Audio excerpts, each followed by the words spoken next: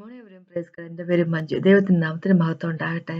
ഒരു സമയത്ത് നമ്മൾ നമ്മുടെ പാപത്തിൽ നമ്മൾ മരിച്ചവരായിരുന്നു, അല്ലെ? നമ്മുടെ ട്രെസ്പാസസിൽ നമ്മൾ മരിച്ച വ്യക്തികളായിരുന്നു. പക്ഷേ നമ്മൾക്കൊരു പുതിയ ജീവിതം തരുന്നതിന് വേണ്ടിയാണ് യേശുക്രിസ്തു ലോകത്തിലേക്ക് വരികയും ക്രോസ് ഓഫ് കാൽവരിയിൽ പാപമായിട്ട് തീരുകയും ചെയ്തത്. യേശു നമ്മളോട് പറഞ്ഞിരിക്കുന്ന ഇതാണ്: നമ്മൾ ജലത്താലും ആത്മാവിലാലും ജനിക്കപ്പെട്ടവരല്ല എങ്കിൽ ദൈവത്തിന്റെ രാജ്യത്തേക്ക് കടക്കാൻ സാധിക്കത്തില്ല. അത് തന്നെയല്ല, ദൈവത്തിന്റെ രാജ്യം കാണാൻ സാധിക്കത്തില്ല, അല്ലെ? ബോൺ അഗെയിൻ എന്ന ദൈവം പറഞ്ഞിരിക്കുന്നത്. നമ്മൾ ബോൺ അഗെയിൻ ആകണം. അപ്പോൾ യേശുക്രിസ്തു ബോൺ അഗെയിൻ നമ്മളാകണം എന്ന് പറയുമ്പോൾ എന്താണ് അതുകൊണ്ട് ഉദ്ദേശിച്ചത്? അതിലേക്ക് നമുക്ക് നോക്കാം. എല്ലാം വിശദമായിട്ട് സംസാരിക്കാൻ നമുക്ക് സാധിക്കത്തില്ല. വളരെ ഡീപ്പായിട്ടുള്ള സബ്ജക്റ്റാണ്. പക്ഷെ കുറച്ച് നമ്മളെ കൊണ്ട് പറ്റുന്ന പോലെ നമുക്കൊന്ന് സംസാരിക്കാം. അപ്പൊ മുമ്പായിട്ട് നമുക്കൊന്ന് പ്രാർത്ഥിക്കാം. പ്രാർത്ഥിച്ച ശേഷം സംസാരിക്കാം. കർത്താവ് സമയത്തിന് നന്ദി പറയുന്നു. കർത്താവ്, ഞങ്ങളുടെ വചനത്തിനാണ് നന്ദി പറയുന്നു. ഞങ്ങളെ തേടിയെത്തിയതിനാണ് നന്ദി പറഞ്ഞു. ഞങ്ങളെ രക്ഷപ്പെടുത്തിയതിനാണ് നന്ദി പറയുന്നു. Thank you Jesus master. ഇന്ന് അങ്ങയോടൊപ്പം കർത്താവെ പിതാവിൽ ഞങ്ങൾ മറഞ്ഞിരിക്കുന്നു. അതിനായിട്ട് നന്ദി പറയുന്നു. അങ്ങയുടെ ഗ്ലോറി ഞങ്ങൾക്കും തന്നതിനായിട്ട് നന്ദി പറയുന്നു. അങ്ങയുടെ ഒരു ഗ്ലോറിയസ് ബ്രൈഡായിട്ട് അങ്ങയുടെ ഗ്ലോറിയസ് ബ്രൈഡായിട്ട് യേശുവെ ഞങ്ങളെ മാറ്റിക്കൊണ്ടിരിക്കുന്നു ചർച്ചിൽ. അതിനായിട്ട് നന്ദി പറയുന്നു. പിതാവ്, ഞങ്ങളോട് സംസാരിക്കണമേ. Thank you Jesus master. Praise you and worship you. യേശുവിന്റെ നാമത്തിൽ. നമുക്ക് യോഹന്നാൻ എഴുതിയ സുവിശേഷത്തിലേക്ക് പോകാം. അതിന്റെ 3:1 തൊട്ട് 6 വരെയുള്ള വാക്കുകൾ പെട്ടെന്നൊന്ന് വായിക്കാം. യോഹന്നാന്റെ 3:1 തൊട്ട് 6 വരെയുള്ള വാക്കുകൾ പെട്ടെന്നൊന്ന് വായിക്കാം. അതിങ്ങനെയാണ് പറഞ്ഞിരിക്കുന്നത്: പരീശന്മാരുടെ കൂട്ടത്തിൽ യഹൂദന്മാരുടെ ഒരു പ്രമാണിയായി നിക്കോദെമോസ് എന്ന പേരുള്ള ഒരു മനുഷ്യൻ ഉണ്ടായിരുന്നു. അവൻ രാത്രിയിൽ അവന്റെ അടുക്കൽ വന്നു അവനോട്, റബായ്, നീ ദൈവത്തിന്റെ അടുക്കൽ നിന്ന് ഉപദേഷ്ടാവായി വന്നിരിക്കുന്നു എന്ന് ഞങ്ങൾ അറിയുന്നു. ദൈവം തന്നോട് കൂടെ ഇല്ലെങ്കിൽ നീ ചെയ്യുന്ന ഈ അടയാളങ്ങൾ ചെയ്യുവാൻ ആർക്കും കഴിയുകയില്ല എന്ന് പറഞ്ഞു. യേശു അവനോട്, ആമേൻ ആമേൻ, ഞാൻ നിന്നോട് പറയുന്നു, പുതുതായി ജനിച്ചില്ല എങ്കിൽ ദൈവരാജ്യം കാണുവാൻ ആർക്കും കഴിയുകയില്ല എന്ന് ഉത്തരം പറഞ്ഞു. നിക്കോദെമോസ് അവനോട്, മനുഷ്യൻ വൃദ്ധനായ ശേഷം ജനിക്കുന്നത് എങ്ങനെ? രണ്ടാമത് അമ്മയുടെ ഉദരത്തിൽ കടന്നു ജനിക്കാമോ എന്ന് ചോദിച്ചു. അതിന് യേശു, ആമേൻ ആമേൻ, ഞാൻ നിന്നോട് പറയുന്നു, വെള്ളത്താലും ആത്മാവിനാലും ജനിച്ചില്ല എങ്കിൽ ദൈവരാജ്യത്തിൽ കടപ്പാൻ ആർക്കും കഴിയുകയില്ല. ജഡത്താൽ ജനിച്ച ജഡം, ആത്മാവിനാൽ ജനിച്ചത് ആത്മാവ് ആകുന്നു. അപ്പോ നമുക്കറിയാം, ഇവിടെ ദൈവം പറഞ്ഞിരിക്കുകയാണ്, ബോൺ അഗെയിൻ എന്നൊരു വാക്ക് ഉപയോഗിച്ചിരിക്കുകയാണ്. വീണ്ടും ജനനം, അല്ലെ? ആത്മാവിനാൽ ജനിക്കപ്പെട്ടിരിക്കുന്നവർ എന്നൊരു വാക്ക് പറഞ്ഞിരിക്കുക. അപ്പൊ അങ്ങനെയാകുമ്പോ നമ്മള് ബോൺ അഗെയിൻ ബിലീവർ എന്നൊക്കെ പറയുമ്പോ പൊതുവെ നമുക്കറിയാവുന്ന കാര്യം, നമ്മൾ വിചാരിക്കുന്നത്, അല്ലെ, സത്യമായിട്ടുള്ള കാര്യമാണ് നമ്മൾ വിചാരിക്കുന്നത്. ഇങ്ങനെയല്ല, എൻ്റെ പാപങ്ങളെല്ലാം ദൈവം പുറത്തു വന്നു. കറക്റ്റ്, വളരെ കറക്റ്റ് ആയിട്ടുള്ള കാര്യമാണ്, അല്ലെ? എൻ്റെ പഴയ ദുശീലങ്ങളെല്ലാം പോയി ദൈവവുമായിട്ട് ഞാൻ നിരപ്പിലായി, അല്ലെ, റെക്കൺസിലിയേഷനായി. ഇന്നെനിക്ക് ദൈവത്തിന്റെ രാജ്യത്തിൽ സ്ഥാനമുണ്ട്. അതെല്ലാം കറക്റ്റ് ആയിട്ടുള്ള കാര്യം തന്നെ, അല്ലെ? അതൊന്നും ഒരു തെറ്റുള്ള കാര്യമില്ല. പക്ഷെ അത് അവിടെ കൊണ്ട് തീരുന്ന ഒരു കാര്യം അല്ല അത്, അല്ലെ? അതാ ദൈവം പറഞ്ഞിരിക്കുന്നത്. ഇവിടെ യേശു പറഞ്ഞിട്ടുണ്ട്, ആത്മാവിനാലും വെള്ളത്താലും ആത്മാവിനാലും ജനിക്കണം എന്ന് പറഞ്ഞിരിക്കുന്നു, അല്ലെ? നമ്മൾ വെറുതെ ഇങ്ങനെ വിശ്വസിച്ചുകൊണ്ട് കാര്യമില്ല. പക്ഷെ വെള്ളത്താലും ആത്മാവിനാലും ജനിക്കണം.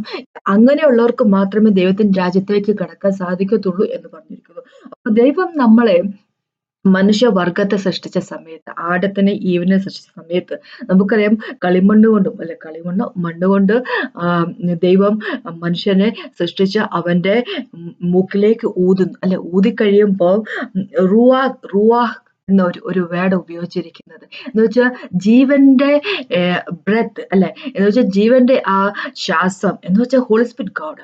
ആ ഹോളി സ്പിരിറ്റ് ഗോഡ് ആ മനുഷ്യന്റെ ഉള്ളിലേക്ക് കടക്കുമ്പോൾ, അല്ലെ? ജനസൈസിന്റെ 2 എഴുതി വെച്ചിരിക്കുന്ന കാര്യമാണ്. 7ാമത്തെ വാക്ക്, മനുഷ്യന്റെ ഉള്ളിലേക്ക് കടക്കുമ്പോൾ അവൻ ഒരു ലിവിങ് ബീയിങ് ആയി തീർന്നു, അല്ലെങ്കിൽ ലിവിങ് സോൾ ആയി തീർന്നു എന്നാ പറഞ്ഞിരിക്കുന്നത്. അപ്പോ ആ ഹോളി സ്പിരിറ്റ് ഗോഡ് നമ്മുടെ ഉള്ളിലേക്ക് വരുമ്പോഴാണ്, ഹോളി സ്പിരിറ്റ് ഗോഡാണ് നമ്മൾക്ക് ജീവൻ തരുന്നത്, അല്ലെ? ജീവൻ ഹോളി സ്പിരിറ്റ് ഗോഡിൽ നിന്നാണ് വരുന്നത്. അപ്പൊ ഹോളി സ്പിരിറ്റ് ഗോഡ് ദൈവം തന്നെയാണ്, അല്ലെ? നമുക്കറിയാം, ഇതേ യോഹന്നാൻ തന്നെ 4ാമത്തെ ചാപ്റ്ററിൽ ദൈവം ഇങ്ങനെയാ പറഞ്ഞിരിക്കുന്നത്, യേശുക്രിസ്തു ഇങ്ങനെയാ പറഞ്ഞിരിക്കുന്നത്, പിതാവ് സത്യത്തിൽ ആത്മാവിലും വർഷിപ്പ് ചെയ്യുന്നവരെ എന്താ പറയാ, അവർക്ക് വേണ്ടി നോക്കുന്നു അല്ലെ. അതാണ് പിതാവിന്റെ ആഗ്രഹം. നമ്മൾ അങ്ങനെ ആയിരിക്കണം എന്നാണ് പിതാവിനെ എന്താ പറയണേ, സത്യത്തിൽ ആത്മാവിൽ ആരാധിക്കുന്നവരായിരിക്കണം.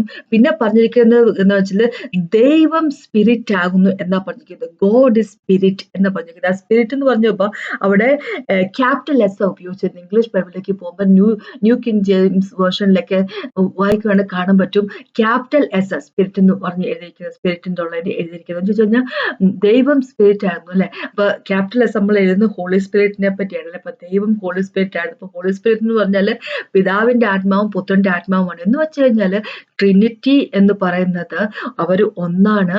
അത് ദൈവം പല സമയങ്ങളില് മനുഷ്യരുമായിട്ട് കണക്ട് ചെയ്യുന്നതിന് വേണ്ടി എന്താ പറയുക, തന്നെ എക്സ്പ്രസ് ചെയ്തിരിക്കുന്ന ഫോമുകളാണ് പുത്രനും ഹോളി സ്പിരിറ്റ് ഗോഡും എന്ന് പറഞ്ഞാൽ അല്ലെ. പുത്രൻ ഈ ലോകത്തിലേക്ക് വന്നത് അർക്കപ്പെടാൻ വന്ന കുഞ്ഞാടായിട്ടാണ് വന്നിരിക്കുന്നത്. യേശു എന്ന് പറയുമ്പോൾ പിതാവിന്റെ എക്സ്പ്രസ് ഇമേജ് ആണ് അല്ലെ. പിതാവ് തന്നെ എക്സ്പ്രസ് ചെയ്ത് മനുഷ്യന്റെ രൂപത്തില്. അപ്പൊ ഇപ്പോഴുള്ളത് ഹോളി സ്പിരിറ്റ് ഗോഡ് അൺലിമിറ്റഡ് ഫോമാണ്, ലിമിറ്റ് അല്ലാതെ, യേശുവിന്റെ ലിമിറ്റ് ഇല്ലാത്ത ഫോമാണ് ഹോളി സ്പിരിറ്റ് ഗോഡ് നമ്മുടെ ഉള്ളിൽ വസിക്കുന്നത് അല്ലെ. അപ്പോ ദൈവം ഹോളി സ്പിരിറ്റ് ഗോഡ് നമ്മുടെ ഉള്ളിലേക്ക് വരുമ്പോഴാണ് നമുക്ക് ജീവൻ വരുന്നത് അല്ലെ. അപ്പൊ ആദ്യം ആടത്തെ ഉണ്ടാക്കിയ സമയത്തും ഇവിടെ ദൈവം ഇങ്ങനെ പറഞ്ഞു, നീ ആത്മാവിനാലും വെള്ളത്താലും ജനിച്ചിട്ടില്ലാതെ ദൈവം ആത്മാവിനാൽ ജനിക്കുക എന്നുള്ളതാണ്. അത് ദൈവത്തിന് ദൈവം ഒരു 5-6 കാര്യങ്ങൾ ഓരോ സമയത്ത് ചെയ്യുന്ന ഒരു വ്യക്തിയാണ്. നമ്മളാണ് തലങ്ങും വിലങ്ങും കാണുന്ന എല്ലാം ഇങ്ങനെ ചെയ്തു കൂട്ടുന്നത്. ദൈവത്തിന് ഒരു പ്രൊസീജിയർ ഉണ്ട്, അതനുസരിച്ച് മാത്രമേ ദൈവം മൂവ് ചെയ്യുന്നത് അല്ലെ. ഒരു കെയോസിന്റെ ദൈവമില്ല. ഒരു എന്താ പറയുന്നത്, പല കാര്യങ്ങൾ ചെയ്ത് ആകപ്പാടെ മെസ്സപ്പ് ആക്കിക്കൊണ്ട് ആകപ്പാടെ ബഹളോ അല്ലെ, ആകപ്പാടെ അങ്ങനെ ഒരു വെപ്രാളം അങ്ങനെയുള്ള കാര്യമൊന്നും അല്ല ദൈവം ചെയ്യുന്നത്. ദൈവം എന്ന് പറഞ്ഞാല് അതൊരു എല്ലാ കാര്യവും, ദൈവത്തിന്റെ എല്ലാ കാര്യവും ഒരു ഓർഡറിലാണ് പോകുന്നത്. ദൈവം അങ്ങനെ ചെയ്യത്തുള്ളൂ എല്ലാ കാര്യവും അല്ലെ. അപ്പൊ ഇവിടെ പറഞ്ഞിരിക്കുന്നത് വെള്ളത്താലെ ആത്മാവിനാലും ജനിക്കണം എന്ന് പറഞ്ഞിരിക്കുന്നു. അപ്പൊ അത് എന്താണെന്ന് വെക്കുമ്പോ നമുക്ക് നമ്മൾ റോമനിലേക്ക് പോകുമ്പോൾ പോൾ വഴി ദൈവം എഴുതിയിരിക്കുന്ന ലെറ്റർ അല്ലെ, റോമൻസ് ചർച്ചിലേക്ക് എഴുതിയിരിക്കുന്ന ലെറ്റർ 6ാമത്തെ ചാപ്റ്ററില് 3-4 വാക്കുകൾ ഇങ്ങനെ പറഞ്ഞിരിക്കുക. യേശുവിലേക്കും യേശുവിൽ സ്നാനം ഏറ്റിരിക്കുന്ന യേശുക്രിസ്തുവിനോട് ചേരുവ സ്നാനമേറ്റ ഏവരും ഏറ്റവരായ നാം എല്ലാവരും അവന്റെ മരണത്തിന്റെ പങ്കാളികളാകുവാൻ സ്നാനം ഏറ്റിരിക്കുന്നു. അവന്റെ മരണത്തിലേക്കാണ് നമ്മൾ സ്നാനം ഏറ്റിരിക്കുന്നത് അല്ലെ. അപ്പൊ 4ാമത്തെ വാക്ക് പറയാം, അങ്ങനെ നാം അവന്റെ മരണത്തിൽ പങ്കാളികളായി തീർന്ന സ്നാനത്താൽ അവനോടുകൂടെ കുഴിച്ചിട്ടപ്പെട്ടു. ക്രിസ്തു മരിച്ചിട്ട് പിതാവിന്റെ മഹിമയിൽ ജീവിച്ചെഴുന്നേറ്റത് പോലും നാമും ജീവന്റെ പുതുക്കത്തിൽ നടക്കേണ്ടത് തന്നെ അല്ലെ. അപ്പൊ യേശുവിന്റെ മരണത്തിലേക്കാണ് നമ്മൾ സ്നാനം ഏറ്റിരിക്കുന്നത് അല്ലെ. വെള്ളത്തിലേക്ക് നമ്മൾ സ്നാനമായിട്ട് പോയപ്പോ അല്ലെ, സ്നാനം ഏറ്റപ്പോ അവിടുന്ന് നമ്മള് വീണ്ടും എന്താ പറയാ, ജീവിതത്തിലേക്കാണ് നമ്മൾ വന്നിരിക്കുന്നത് അല്ലെ. സ്പിരിറ്റാണ് യേശു ക്രിസ്തുവിനെ എന്താ പറഞ്ഞ ജീവിതത്തിലേക്ക് കൊണ്ടുവന്നിരിക്കുന്നത്. പിതാവാണ് യേശു ക്രിസ്തുവിനെ ജീവിതത്തിലേക്ക് കൊണ്ടുവന്നിരുന്നത് പോൾ എഴുതിയിട്ടുണ്ട്. പീറ്റർ എഴുതിയിരിക്കുന്ന സ്പിരിറ്റാണ് യേശുവിനെ ജീവിതത്തിലേക്ക് കൊണ്ടുവന്ന് 1-ാമത്തെ പത്രോസിലെ 3-ാമത്തെ ചാപ്റ്ററിൽ എഴുതിയിട്ടുള്ളത്. അപ്പൊ എന്ന് വെച്ച് കഴിഞ്ഞാൽ സ്പിരിറ്റും പിതാവും അല്ലെ, ഹോളി സ്പിരിറ്റ് ഗോഡും പിതാവും അവർ ഒന്ന് തന്നെയാണെന്ന് ചുരുക്കം അല്ലെ. പല രീതിയിൽ പല കാര്യങ്ങൾ എഴുതത്തില്ല ദൈവം. അപ്പൊ ഹോളി സ്പിരിറ്റ് ഗോഡും പിതാവും ഒന്ന് തന്നെയാണ്. അപ്പൊ ഹോളി സ്പിരിറ്റ് ഗോഡ് യേശുവിന്റെ ജീവിതത്തിലേക്ക്, ആ മരണത്തിൽ നിന്ന് ജീവിതത്തിലേക്ക് തിരിച്ചു കൊണ്ടുവന്ന പോലെ നമ്മളെ ജീവിതത്തിലേക്ക് കൊണ്ടുവരിക, ന്യൂനെസ് ഓഫ് ലൈഫിലേക്ക് കൊണ്ടുവന്നിരിക്കുകയാണ് അല്ലെ. അപ്പോ ഇതാണ് ദൈവം പറഞ്ഞിരിക്കുന്നത്. യേശുക്രിസ്തു പറഞ്ഞത്, നിങ്ങള് വീണ്ടും ജനനം പ്രാപിച്ചില്ലെങ്കിൽ നിങ്ങള് എന്താ പറയുക, സ്പിരിറ്റിനാലും വെള്ളത്തിനാലും സ്പിരിറ്റിനാലും നിങ്ങള് ജനിച്ചിരിക്കുന്ന വ്യക്തികൾ അല്ല എങ്കിൽ നിങ്ങള് എന്താ പറയുക, ദൈവത്തിൽ ആയിരിക്കത്തില്ല എന്ന് പറഞ്ഞിരിക്കുന്നു. ഇനി ഇത് ഇവിടെ കൊണ്ട് തീരുന്ന കാര്യമല്ല അല്ലെ. ഇത് വീണ്ടും ജനനം അല്ലെ, ബോൺ അഗെയിൻ എന്ന് പറയുന്നത് ഇവിടെ കൊണ്ട് നമ്മള് തീരുന്ന ഒരു പുതിയ ജീവിതത്തിലേക്ക് വന്നു എന്നുള്ളത് കൊണ്ട് തീരുന്ന ഒരു കാര്യമല്ല അല്ലെ.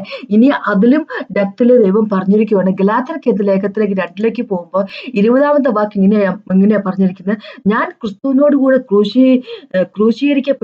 ക്രൂശിക്കപ്പെട്ടിരിക്കുന്നു അല്ലെ. ഇനി ജീവിക്കുന്നത് ഞാനല്ല, ക്രിസ്തു അത്രേ എന്നിൽ ജീവിക്കുന്നു. ഇപ്പോൾ ഞാൻ ജഡത്തിൽ ജീവിക്കുന്നതോ എന്നെ സ്നേഹിച്ചു എനിക്ക് വേണ്ടി തന്നെത്താൻ ഏൽപ്പിച്ചു കൊടുത്ത ദൈവപുത്രങ്ങളിലുള്ള വിശ്വാസത്താലത്രേ ജീവിക്കുന്നത്. അപ്പൊ ഇവിടെ പറഞ്ഞിരിക്കുക, I have been crucified with Christ. ഞാൻ യേശുവിന്റെ ഒപ്പം ക്രൂശിതനാക്കപ്പെട്ടിരിക്കുന്നു, അല്ലെ? ആ പഴയ ജീവിതം പോയിരിക്കുന്നു. എന്റെ ഉള്ളിൽ ഇന്ന് വസിക്കുന്നത് ഞാനല്ല, യേശുക്രിസ്തുവാണ് വസിക്കുന്നത്, അല്ലെ? എന്ന് വെച്ച് കഴിഞ്ഞാൽ എന്റെ ഉള്ളില് ഉള്ളത് യേശുക്രിസ്തുവാണ്, അല്ലെ? അപ്പൊ നമുക്ക് ഹോളി സ്പിരിറ്റ് ഗോഡ് അല്ലേ ചോദിക്കും. ഹോളി സ്പിരിറ്റ് ഗോഡ് എന്ന് പറഞ്ഞാൽ നേരത്തെ പറഞ്ഞ യേശുക്രിസ്തു തന്നെയാണ്, അല്ലെ? അവര് ട്രിനിറ്റി എന്ന് പറഞ്ഞാൽ ഒന്ന് തന്നെയാണ്, അല്ലെ? അപ്പോ യേശുക്രിസ്തു എന്റെ ഉള്ളിൽ വസിക്കുന്നു. ഇന്ന് ഞാൻ എന്റെ ജഡത്തിൽ ജീവിക്കുന്ന ജീവിതം യേശുവിലുള്ള ആ ഒരു വിശ്വാസത്തിൽ ഞാൻ ജീവിച്ചു പോവുകയാണ്, അല്ലെ? അപ്പൊ ഒരു കാര്യം മനസ്സിലാക്കുക, നമുക്ക് ജഡത്തിൽ ജീവിക്കണ വിശ്വാസം ആവശ്യമുണ്ട്. എന്ന് വെച്ച് കഴിഞ്ഞാല് ഞാൻ എന്തുകൊണ്ട് എന്താ അത് പറഞ്ഞെന്ന് വെച്ച് കഴിഞ്ഞാല്, നമ്മൾ നേരത്തെ റോമക്കെതിരെ ലേഖനത്തിൽ പറഞ്ഞ പോലെ നമ്മളൊരു ബാപ്റ്റിസം എടുത്ത് പിന്നെ പുതിയ ജീവിതത്തിലേക്ക് വന്നപ്പോ നമ്മൾ ഈ ലോകത്തിന്റെ പാട്ടായിട്ട് നിൽക്കുന്ന ആൾക്കാരല്ലേ ഇനി ദൈവത്തിന്റെ കിങ്ഡത്തിന്റെ പാട്ടാ. അപ്പൊ ദൈവത്തിന്റെ കിങ്ഡത്തിന്റെ പാട്ടായി നിൽക്കുന്ന നമ്മൾക്ക് ഈ ലോകത്ത് നമ്മുടെ ജനത്തിൽ ജീവിക്കണമെങ്കിൽ വിശ്വാസം കൂടിയേ പറ്റത്തുള്ളൂ. എന്ന് വെച്ച് കഴിഞ്ഞാൽ നമ്മൾ ഒരു രാജ്യത്ത് നമ്മുടെ കേരളം വിട്ടിട്ട് വേറെ എവിടെ പോയെന്ന് പറഞ്ഞാലും, അല്ല, ഇന്ത്യക്ക് വെളിയിലേക്കൊക്കെ പോകുന്ന ആൾക്കാർ, ഗൾഫിലും അമേരിക്കയിലും യൂറോപ്പിലും UK-യിലൊക്കെ പോകുന്ന ആൾക്കാർക്കറിയാം, നമുക്ക് നമ്മുടെ രാജ്യത്തിൻ്റെതുപോലെയുള്ള ഒരു ഫ്രീഡം നമുക്ക് പലപ്പോഴും തോന്നണമെന്നില്ല. നമുക്കൊരു എന്താ പറയാ, ഞാൻ ഈ രാജ്യത്തിന്റെ പാർട്ടാണല്ലോ എന്നൊരു തോന്നല് നമുക്ക് പലപ്പോഴും തോന്നണമെന്നില്ല. പുറം രാജ്യങ്ങളിലൊക്കെ താമസിക്കുന്ന ആൾക്കാർക്ക് അറിയാം, അല്ലെ? എത്രമാത്രം ഫ്രീഡം ഉണ്ടെന്ന് പറഞ്ഞാലും, എത്രമാത്രം കുടുംബാംഗങ്ങൾ നമ്മുടെ കൂടെ ഉണ്ടെന്ന് പറഞ്ഞാൽ, നമ്മുടെ കേരളത്തിൽ കിട്ടുന്ന ആ ഒരു സ്വാതന്ത്ര്യം പോലെ നമുക്ക് നമ്മുടെ മനസ്സിൽ, അല്ലെ? ഫിസിക്കലി നമുക്ക് സ്വാതന്ത്ര്യം ഉണ്ടായിരിക്കും, പക്ഷെ നമുക്കൊരു മനസ്സിന്റെ അകത്ത്, നമ്മുടെ ഹൃദയത്തിന്റെ അകത്ത് തോന്നുന്ന ഒരു സ്വാതന്ത്ര്യം, നമ്മുടെ ഒരു എന്റേതാണ് എന്ന് തോന്നുന്നതൊക്കെ അതൊന്നും ഉണ്ടാകത്തില്ല, അല്ലെ? അപ്പൊ എന്ന് പറഞ്ഞ പോലെയാ നമ്മള് എന്താ സ്വർഗത്തിന്റെ രാജ്യത്തിന്റെ പാട്ടായിട്ട് നിൽക്കുന്ന വ്യക്തികൾ ഈ ലോകത്ത് ജീവിക്കുമ്പോൾ നമുക്ക് വിശ്വാസം കൂടിയേ പറ്റത്തുള്ളൂ. നമ്മളൊരു വിശ്വാസത്തിന്റെ പുറത്ത്, നമ്മളങ്ങോട്ട് ദൈവത്തിലുള്ള വിശ്വാസത്തിന്റെ പുറത്ത് ജീവിച്ചു പോകും. കാരണം നമ്മൾ ഇവിടെ ഫോറിനേഴ്സാ. ഈ ലോകത്തിൽ നമ്മളിപ്പോ ഫോറിനേഴ്സ് അല്ല. നമ്മൾ ശരിക്കും ആയിരിക്കുന്നത് നമ്മുടെ രാജ്യം എന്ന് പറഞ്ഞാൽ സ്വർഗത്തിന്റെ രാജ്യമാണ്. അപ്പൊ അതുകൊണ്ടാണ് പറഞ്ഞത് ദൈവപുത്രനുള്ള വിശ്വാസത്താൽ ജീവിക്കുന്നത്. അപ്പൊ ഇവിടെ ഞാൻ ഈ ഗലാത്യർക്കെതിരെ ലേഖനത്തിൽ 2-ാമത്തെ ചാപ്റ്റർ 20-ാമത്തെ വാക്കുകൊണ്ട് ഞാൻ ഉദ്ദേശിച്ചത് എന്താന്ന് വെച്ച് കഴിഞ്ഞാല്, യേശുക്രിസ്തു നമ്മുടെ ഉള്ളിൽ ഫോം ചെയ്തിരിക്കുന്നത്, അല്ലെ?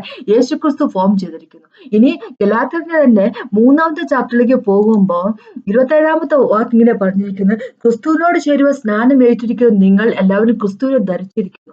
എന്ന് വെച്ച് കഴിഞ്ഞാല് ഉള്ളിന്റെ ഉള്ളില് ക്രിസ്തു ഫോം ചെയ്തിരിക്കുന്നു. ക്രിസ്തു ആണ് ഉള്ളത്. പുറത്ത് നമ്മൾ ക്രിസ്തുവിനെ ധരിച്ചിരിക്കുന്നു. കൊളോസ്യർക്കെതിരെ ലേഖനത്തിലും പോള് പറയുക 3-ാമത്തെ ചാപ്റ്ററിന്റെ 3-ാമത്തെ വാക്ക് പറഞ്ഞിരിക്കുക, നിങ്ങൾ മരിച്ച് നിങ്ങളുടെ ജീവൻ ക്രിസ്തുവിനോട് കൂടി ദൈവത്തിൽ മറിഞ്ഞിരിക്കുന്നു, അല്ലെ? നമ്മൾ ക്രിസ്തുവിനെ ധരിച്ചിരിക്കുന്നു, ക്രിസ്തുവിന്റെ ഒപ്പം നമ്മൾ ദൈവത്തിൽ മറിഞ്ഞിരിക്കുന്നു. എന്ന് വെച്ച് കഴിഞ്ഞാല് നമ്മുടെ ഉള്ളില് എന്താ പറയുക, യേശുക്രിസ്തു, നമ്മൾ ധരിച്ചിരിക്കുന്ന യേശുക്രിസ്തുവിനെ ധരിച്ചുകൊണ്ട് നമ്മള് പിതാവിൽ മറിഞ്ഞിരിക്കുന്നു. അതാണ് ബോൺ അഗെയിൻ എന്നുള്ള ഇതുകൊണ്ട് ദൈവം ഉദ്ദേശിക്കുന്നത്, അല്ലെ? നമുക്കറിയാം, ഈ യോഹന്നാന്റെ തന്നെ 15-ാമത്തെ ചാപ്റ്ററിലേക്ക് പോകുമ്പോൾ യേശുക്രിസ്തു ഇങ്ങനെ പറഞ്ഞിരിക്കുന്ന കാര്യം, നീ എന്നിലും ഞാൻ നിന്നിലും വസിക്കണം എന്നാ പറഞ്ഞിരിക്കുന്നത്, അല്ലെ? നീ എന്നിലും ഞാൻ നിന്നിലും വസിക്കുമ്പോൾ എന്താ പറയാ, ആത്മീയമായിട്ട് ആ ഫലങ്ങൾ പ്രൊഡ്യൂസ് ചെയ്യാൻ സാധിക്കും. ഇനി ദൈവം പറഞ്ഞിരിക്കുക, നീ എന്നിലും എന്താ പറയാ, നീ എന്നിൽ അബൈഡ് ചെയ്യുന്നില്ല, ഞാൻ നിന്നിൽ അബൈഡ് ഇല്ല എങ്കിൽ എന്താ സംഭവിക്കാൻ പോകുന്നു വെച്ച് കഴിഞ്ഞാൽ, നിന്നെ കട്ട് ഓഫ് ചെയ്ത് കളയാൻ പോകും, അല്ലെ?